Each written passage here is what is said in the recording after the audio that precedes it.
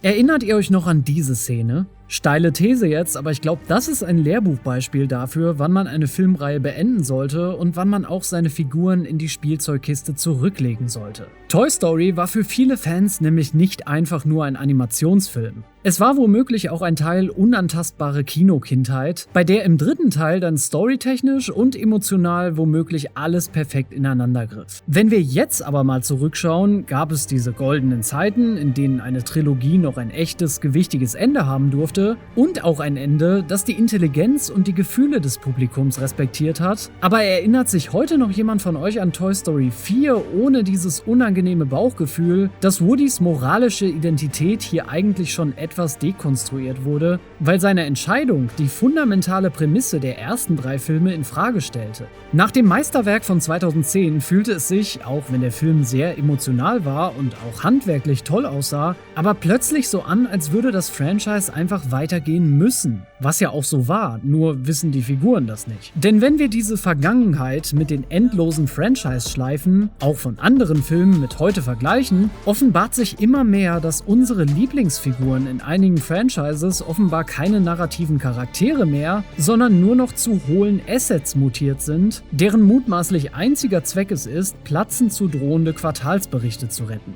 Das sieht man gerade bei Disney auch zum Beispiel daran, dass Disney 2023 sehr stark unter Druck stand und mit sofortiger Wirkung 7000 Menschen feuerte, aber exakt im selben Atemzug Toy Story 5 als mutmaßlich rein finanzielles PR-Schutzschild ankündigte, um die abstürzenden Aktienkurse noch zu retten. Ja, da sind wir schon angekommen. Und selbst wenn der Film dann produziert wird, machen Leaks wie die über Mitarbeitercrunch bei Alles steht Kopf 2 die Runde und verdeutlichen nochmal, wie toxisch diese Maschine dann wirklich laufen muss, wenn die Vorstände Panik schieben. Dazu muss man sagen, dass dieser Crunch zwar auch durch die Doppelstreiks von damals überhaupt erst hervorgerufen wurde, aber das Management selber hat auch die Deadlines nicht verschoben, was diesen Druck erst erzeugte. Die Frage ist deshalb, kann Toy Story 5 überhaupt etwas werden? Was macht den Film denn jetzt überhaupt noch besonders und viel wichtiger, brauchen wir diesen Film überhaupt als Fangeschenk oder wollen wir ihn einfach als Produkt von einem Konzern sehen, hinter dem mit Pixar aber dann doch noch eine weiche Seite steht? Genau das möchte ich in diesem Video einmal mit euch analysieren und euch erklären, wie blanke finanzielle Panik an der Wall Street oft gerne die Regie für Filme oder auch Serien übernimmt, warum die Studios das endgültige Filmende mutmaßlich als verpasste Umsatzchance komplett vernichtet haben und warum dieser unfassbare toxische Druck auf die echten Menschen hinter den Kulissen am Ende dazu führt, dass bald eventuell sogar künstliche Intelligenz das Steuer in Hollywood übernehmen könnte. Also schnappt euch eure alten Plastikfiguren von früher und legen wir los. Der Kaninchenbau, der geht nämlich tiefer als ihr denkt. Eines vielleicht mal vorweg als Disclaimer: Ich liebe Toy Story und ich liebe auch die Figuren. Als ich damals mit dem zweiten Teil wohl meinen ersten Animationsfilm überhaupt gesehen hatte, konnte ich mich noch Jahre danach an den Anfang mit dem außergewöhnlichen Videospiel, die Supermarktszene oder auch die traumatischen Momente wie das Zusammennähen von Woody erinnern. Im Zusammenhang mit den Videospielen, an welche ich trotz Lizenzumsetzung auch tolle Erinnerungen habe, waren diese Figuren damals halt das Allergrößte für mich. Aber seien wir mal ehrlich, Geschichten werden heute mutmaßlich in erster Linie nicht immer mehr geschrieben, weil ein genialer Autor unter der Dusche einen Geistesblitz hat oder weil man ein Kind begeistern will. Sie werden manchmal eher geschrieben, um blanke Panik bei den Auktionären zu ersticken. Springen wir dafür mal kurz zurück zum 8. Februar 2023. An diesem Tag hielt Disneys ehemaliger CEO Bob Iger nämlich einen sogenannten Earnings Call ab, also den öffentlichen Bericht über die Quartalszahlen für die extrem nervösen Investoren. Zu diesem Zeitpunkt waren die Abonnentenzahlen im Streaming-Bereich bei Disney Plus nämlich bereits bedrohlich und die Börse atmete ihm quasi permanent in den Nacken. Weshalb Iger an diesem Tag auch live verkünden musste, dass Disney mit sofortiger Wirkung 7000 Mitarbeiter feuern wird. Doch er wusste auch ganz genau, wenn 7000 Menschen auf einen Schlag ihren Job verlieren, dann stürzen die Aktienkurse auch ins Bodenlose ab und die Presse zerreißt das Unternehmen wahrscheinlich in der Luft. Was machte er also? Naja, in exakt demselben Atemzug, in dem er diese gigantischen Massenentlassungen verkündete, droppte er auch eine Bombe. Und zwar, dass Disney ab sofort hochoffiziell an Frozen 3, Zootopia 2 und ihr ahnt es, Toy Story 5 arbeitete. Und diese Franchises sind kein Zufall, denn wenn wir uns die Consumer Products Abteilung von Disney mal anschauen, die Lizenzen für Spielzeug, Kleidung und Games vergibt, dann hat die allein im Jahr 2022 einen Umsatz von 5,3 Milliarden US-Dollar reingespült und operiert mit einer Gewinnmarge von 53%, was in der Wirtschaft praktisch gesehen geschenktes Geld ist. Und schon im Jahr 2015, also Jahre bevor der 4. Teil von Toy Story überhaupt in die Kinos kam, hatte das Franchise bereits unglaubliche 1 Milliarde Dollar durch Spielzeug und Merchandise eingespielt. Ein Film wie Toy Story 5 ist für Disney also auch ein zweistündiger, extrem teurer Werbespot, der die Verkäufe von zum Beispiel Buzz Lightyear Plastikfiguren für die nächsten 5 Jahre künstlich am Leben hält. Genau deshalb sehen wir auch diese gigantischen globalen Marketing-Deals, die weit über das Kino hinausgehen. Pünktlich zum Release startet die Fastfood-Kette Papa John's nämlich beispielsweise auch eine massive Werbekampagne und stampft in Städten wie London, Seoul und Los Angeles echte Pizza Planet Pop-ups aus dem Boden. Und das ist der Punkt, der uns als Filmfans eigentlich am meisten wehtun sollte. Also nicht, weil wir Pizza essen können, sondern weil er ja schon irgendwie zeigt, wie das System unsere Emotionen gegen uns verwendet. Filme waren früher extrem oft als Trilogien angelegt, mit einem meist klaren Anfang, einem dichten Mittelteil und eben einem finalen, unwiderruflichen Ende. Zumindest dachte man das noch.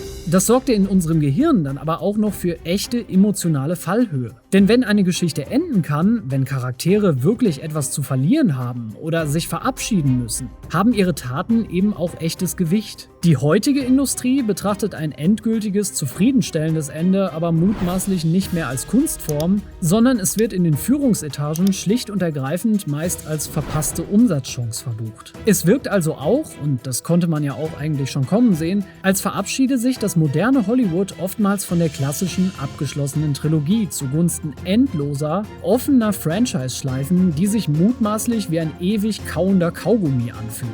Und ich muss nochmal fragen, erinnert ihr euch noch an das Ende von Toy Story 3? Das war für viele Fans halt der perfekte Abschluss einer ganzen Ära. Andy wird erwachsen, packt seine geliebten Spielzeuge zusammen, fährt aufs College und gibt Woody, Buzz und den Rest der Bande an das kleine Mädchen Bonnie weiter. Und er sagt ihr auch diesen einen Satz, nämlich dass Woody ihn nie im Stich gelassen hat und bittet sie, gut auf ihn aufzupassen. Wenn ich allein daran denke, dann bekomme ich jetzt schon wieder Gänsehaut, denn das war eine Szene, bei der eine ganze Generation im Kino saß und Rotz und Wasser geheult hat. Selbst Pete Docter, der heutige Chief Creative Officer bei Pixar, hat dieses Gefühl auch in einem Interview bestätigt und zugegeben, dass die ersten 3 Teile die Geschichte so wunderbar in einer kleinen Trilogie abwickeln.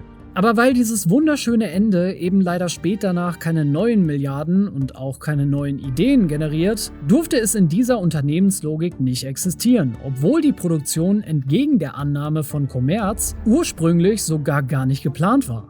Die Entscheidung für den 4. Teil wurde nämlich primär sogar erst durch wiederholten Fandrang getroffen, wobei die Entwickler darauf bestrebt waren, einen eigenständigeren Film zu schaffen, der nicht nur eine direkte Fortsetzung ist. Dazu wurden auch noch 75% des Skripts verworfen, was eher auf kreative Hürden als eine rein planmäßige kommerzielle Ausbeutung hindeutet. Was auf narrativer Ebene aber trotzdem passierte, war, dass die organische Auflösung des 3. Teils teilweise echt verwässert und vielleicht sogar faktisch zerstört wurde. Josh Cooley, der Regisseur von Teil 4, rechtfertigte das damals so, dass sie das Gefühl hatten, es gibt noch mehr über Woody zu erzählen. Das Ding ist aber, Toy Story 4 zwingt Woody mutmaßlich dazu, seine komplette moralische Identität aufzugeben. Woodys einzige Daseinsberechtigung, sein innerster Antrieb seit 1995, also dem ersten Film, war es immer, für sein Kind da zu sein. Aber am Ende von Teil 4 verlässt Woody Bonnie und seine lebenslangen Freunde, um als verlorenes Spielzeug mit Boo Beep herumzuziehen.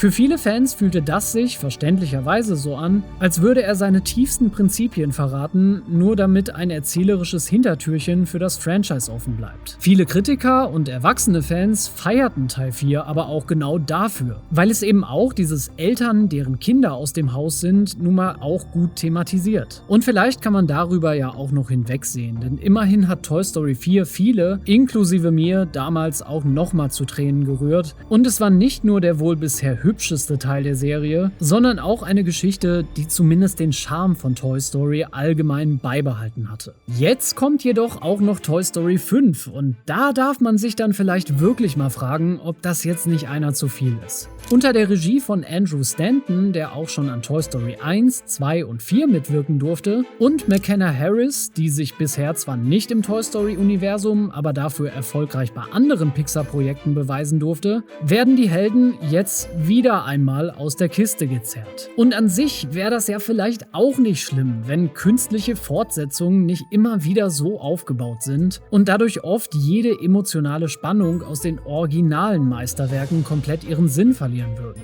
Denn machen wir uns nichts vor, jeder große Abschied wird sehr oft rückwirkend zur Farce und dadurch stumpfen wir auch ab.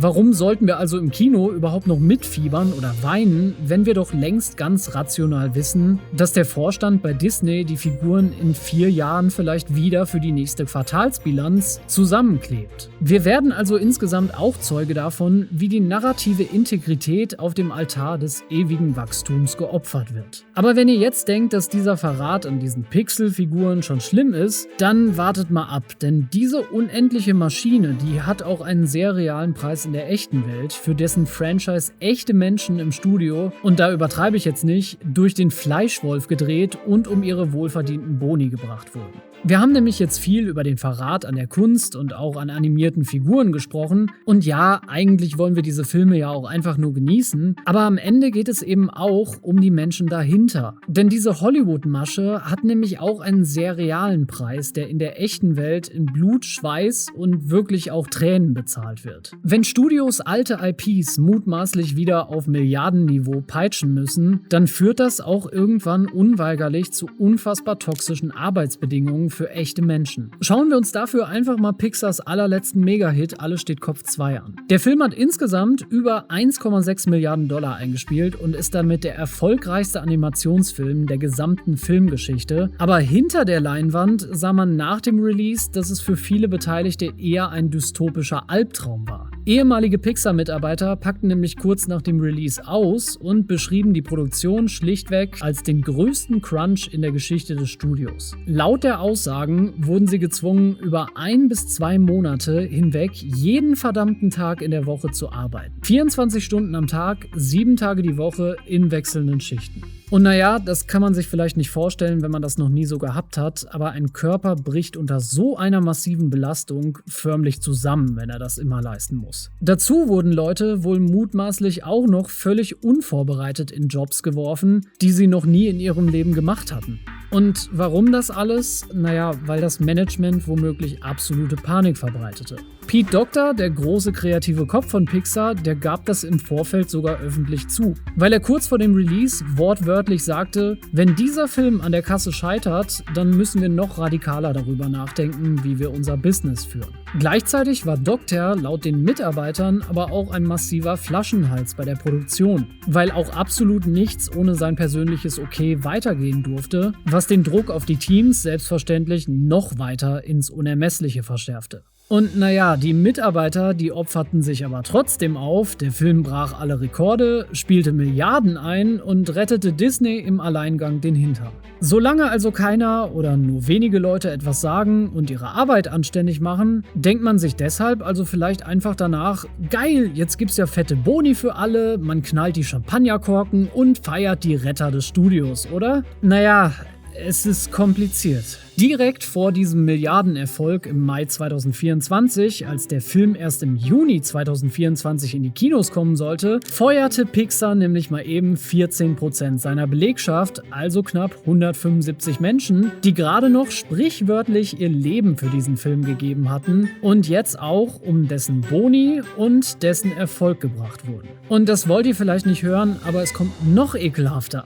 Das HR-Department, das zum Beispiel für die Zeiten zuständig ist, sperrte diese Leute nach der Kündigung auch sofort aus den internen Netzwerken aus. Sie durften ihre persönlichen Sachen also nur außerhalb der Kernarbeitszeiten in Begleitung aus ihrem Büro abholen, damit Achtung, die anderen verbleibenden Mitarbeiter sich nicht unwohl fühlten. Und das absolut Schlimmste an dieser ganzen Geschichte war wohl, dass genau diesen Leuten mutmaßlich der finanzielle Erfolgsbonus eiskalt verweigert wurde, auf den sie teilweise dringend angewiesen waren, um im extrem teuren Kalifornien überhaupt ihre Miete zahlen zu können. Ein Mitarbeiter nannte es daher vielleicht auch völlig treffend, das dürft ihr jetzt entscheiden, das ultimative FU von Disney. Und wenn man von dieser Geschichte jetzt mal wieder zu Toy Story 5 schaut, ist das vielleicht die ungeschönte Realität hinter der Maschine, die auch da gebaut wird. Die sonst so kreativen Erzählungen, die uns auf der großen Leinwand immer wieder Freundschaft, Familie und Zusammenhang predigten, werden nämlich trotzdem von einem System produziert, das seine eigenen Leute nach einem zermürbenden Projekt oft eiskalt fallen lässt, sobald sie ihren Zweck erfüllt haben. Der moralische Kompass in diesen Führungsetagen scheint an solchen Punkten also schlichtweg ausgesetzt zu haben. Und ja, ich rede in meinen letzten Videos teilweise mehr über Disney, die mit Star Wars oder auch diesen Geschichten ihre Probleme haben,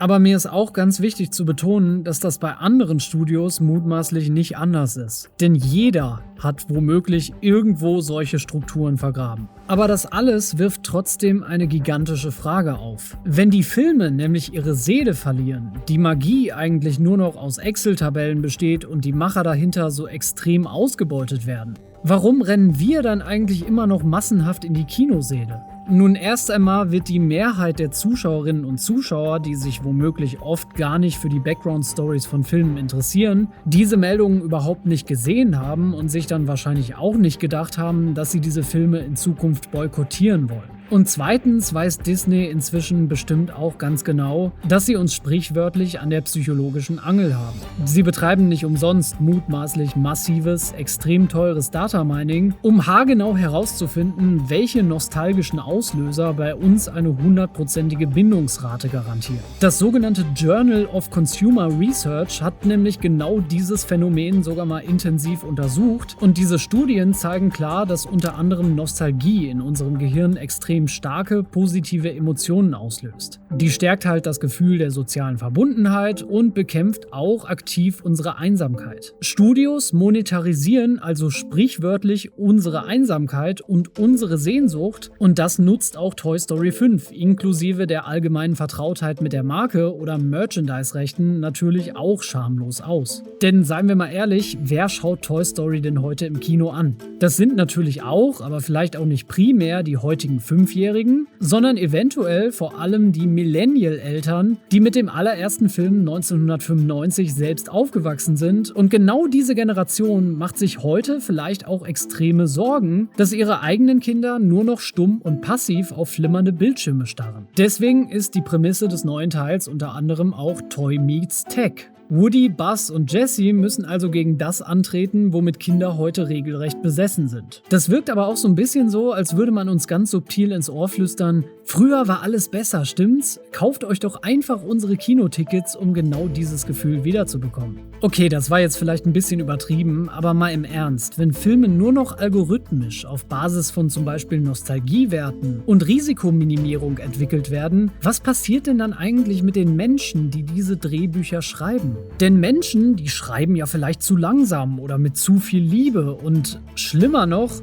Menschen fordern faires Geld, wollen streiken und machen eventuell auch Fehler. Ironie Ende. Und ja, ich will jetzt hier keine Debatte über künstliche Intelligenz aufmachen, aber trotzdem möchte ich kurz beleuchten, was sich hier realistisch zuspitzen könnte. Denn nehmen wir mal an, dass auch die Gewerkschaften aufgrund zu hohem Druck der Filmbranche oder auch der Studios irgendwann zwangsläufig einlenken müssen und eine KI zum Beispiel den Drehbuchprozess übernimmt, weil gigantische Studios wie Lionsgate ja schon jetzt längst ganz offen millionenschwere Deals mit KI-Firmen abschließen, um ihre Produktionen zu beschleunigen, dann ändern sich nicht nur unsere Filme, sondern auch die Art, wie wir an die Filme rangehen sollten. Das bekannteste, faszinierendste Beispiel oder auch das aktuellste Beispiel dafür ist beispielsweise Lago AI, ein Schweizer Tech-Startup, das eine sogenannte Predictive Analytics Software anbietet. Stellt euch also kurz mal in der Praxis vor, ein Studio hat eine Skriptidee. Bevor auch nur ein einziger Dollar in Cast, Crew oder Sets fließt, füttern sie dieses nackte Drehbuch einfach in Largo AI. Die KI vergleicht dieses Skript dann also in Sekundenbruchteilen mit einer monströsen Datenbank von über 400.000 Filmen aus der gesamten Hollywood-Geschichte und führt dann auch noch eine digitale Fokusgruppensimulation durch. Sie analysiert also auch jeden Charakter, berechnet emotionale Spannungsbögen durch und spuckt am Ende vielleicht sogar eine Vorhersage über das Boxoffice aus. Beim Film Venom hat Largo AI das schon gemacht und im Vorfeld zum Beispiel ein Einspielergebnis von exakt 201 Millionen Dollar prognostiziert. In echt waren es dann 213 Millionen. Ja, ihr merkt schon, das geht echt schnell und für Filmfans und auch Kunstliebhaber wie mich ist das eine absolut gruselige, fast schon perfekte Trefferquote.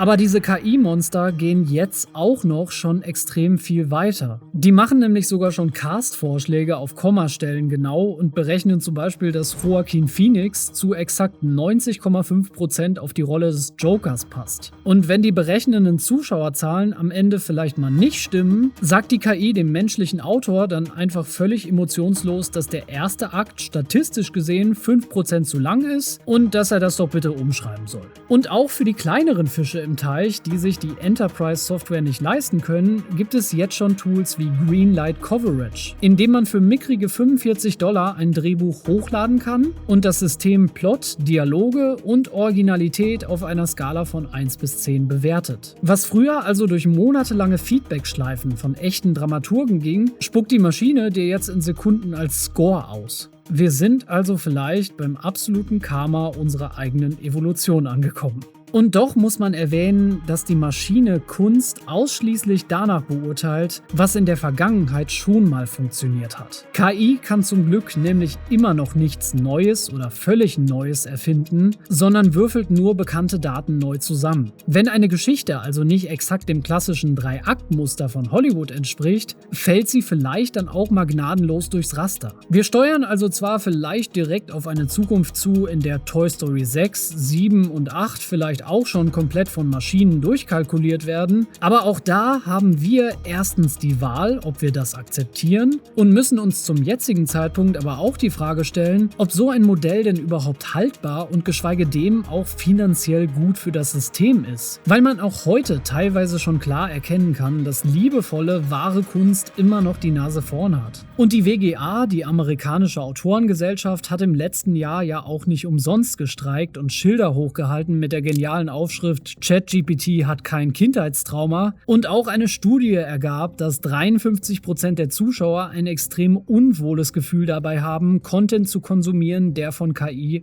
überhaupt berührt wurde. Man muss deshalb auch sagen, dass die amerikanische Autorengesellschaft den Streik 2023 gewonnen und die Klauseln durchgesetzt hat, dass Studios KI nach aktuellem Vertragsstand nicht als autorisiertes Quellmaterial nutzen dürfen, um Autoren zum Beispiel den Credit oder das Gehalt zu klauen. Das System wehrt sich also bis jetzt auch erfolgreich. Und trotzdem muss man jetzt bereits aber sagen, dass Toy Story 5 vielleicht quasi das Vorbeben dieser Entwicklung ist. Es ist schwer zu beweisen, dass dies ein Film ist, der nicht primär nur existiert, um Aktionäre nach Massenentlassungen milde zu stimmen. Und das ist Toy Story 5 nicht, aber nehmen wir mal an, er wäre ein Film, der die perfekten Enden der Vergangenheit nochmal für Umsatz zerstört. Und auch ein Film, für dessen Franchise echte Menschen im Studio durch den Fleischwolf gedreht und um ihren Lohn betrogen werden, dann muss man wirklich in Frage stellen, ob das noch Kunst ist. Die kreative Seele kann innerhalb dieses Rahmens totaler unternehmerischer Vorhersehbarkeit schlichtweg eben nicht überleben. Und genau deshalb brauchen Geschichten Risiko und Geschichten brauchen vor allen Dingen ein verdammtes Ende. Wenn wir also zulassen, dass Woody und Buzz endlos als hohle Assets durch die Kinosäle gezerrt werden, dann töten wir am Ende nämlich vielleicht auch die Kunst, die uns diese Figuren überhaupt erst lieben gelernt hat. Auch wenn Toy Story 5 also wieder einen guten Ansatz an Geschichte erzählt, wunderschön aussieht und animiert ist, bleiben diese Fragen zumindest bei mir aber noch im Gedächtnis. Aber vielleicht bin ich da auch wirklich komisch, weil ich mich eben viel mit Filmen, Videospielen oder auch der Kunst dahinter beschäftige. Wenn ihr euch aber genau für diese Themen auch interessiert, dann gibt es auf diesem Kanal bestimmt noch einige Videos, die euch auch interessieren könnten. Zum Beispiel, warum man einige Games seines Pile of Shames ruhig abarbeiten darf. Und wenn ihr auch das nächste Video mögt, dann würde ich mich auch sehr über ein Like gegen den Strike oder ein Abo von euch sehr freuen. Aber schreibt mir natürlich auch gerne eure Meinung zu Toy Story 5 in die Kommentare. Ist der Film für euch auch nur die logische Konsequenz aus immer mehr Fortsetzungen? Oder könnt ihr sowieso jedem Pixar-Film etwas abgewinnen und liebt einfach schöne Animationen und die Gestaltung der Figuren? Über eure Meinung in den Kommentaren würde ich mich sehr freuen. Wir hören uns in 2 Wochen in der nächsten Analyse und haut rein!